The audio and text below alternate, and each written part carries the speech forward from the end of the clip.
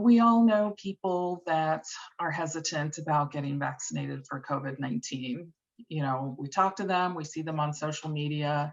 So we knew that they were out there. We wanted to understand more who they were. And also we wanted to try a few techniques as far as how could we talk to them, message to them, and see what might push them, nudge them into the direction of being more interested in getting the vaccine. So we were under the initial impression that for African Americans that they were hesitant to take the vaccine. We had heard accounts of it.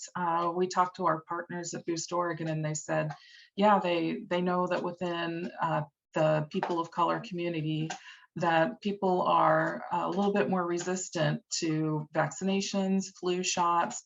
They suspected that there would be some inherent biases towards not getting the vaccine.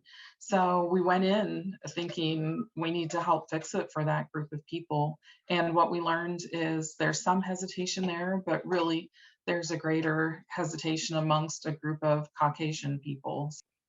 So when we shared our early results with Boost Oregon, they were also surprised, and they've actually made some changes in their targeting approach to target Caucasians, especially those that are a little bit more conservative leaning. I have a hypothesis that there's a lot of work to do with them before you can even talk about the vaccine.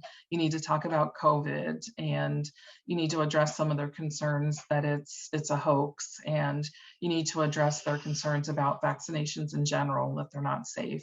The people that I talk to, they have fears, and they're real fears. They're rational for them. So just telling them that you should get the shot, get it now, I'll schedule it for you, all of that kind of directive language isn't helpful for them. They want to have their fears listened to and heard. And that's the best way you can start having a conversation with them. So I just say, be patient, cast your judgment aside, and listen to people. Start that conversation where you can take them to a place of trust, and then you can talk about, how they can get to the best decision for them being to take the vaccine. There's a lot of hesitation about the vaccine because of the unknowns about the vaccine. A lot of people still have questions, whether it's, how was it developed? How was it tested and approved? What side effects should I expect? How long will it last?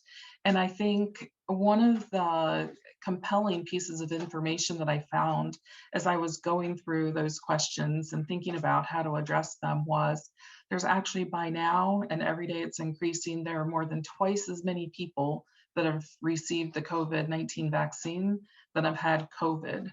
So the data that we have on the vaccine is growing leaps and bounds versus what we know about COVID. So I think that really should help ease people's minds about knowing what side effects to expect, what's normal, what kind of risk are they putting themselves at, and just being comfortable with we do know a lot about the vaccine and we're learning more and more every day.